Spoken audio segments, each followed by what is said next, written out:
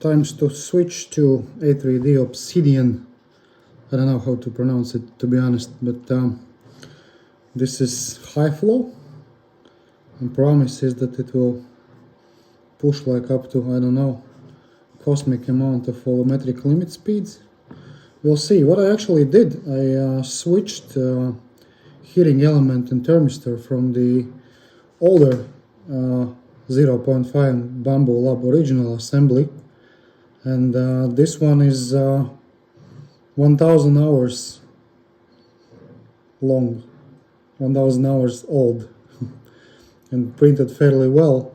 I kind of decided to switch it just for reasons that it was like 1000 hours. Some findings I actually find. So heater element can be really sticky after 1000 hours, so it was a little bit tough thing to pull it off. I did a good deal and amount of time just trying not to break it, but I kind of survived.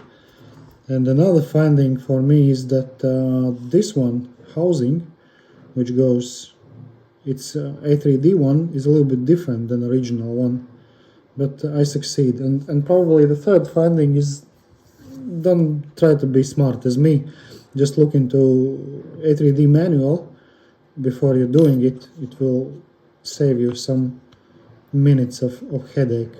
And probably that's it. This is the assembly with the original fan, as I told, 1000 hours. Heater element and the thermistor is the same. I put it in the new hot end and see how it will go.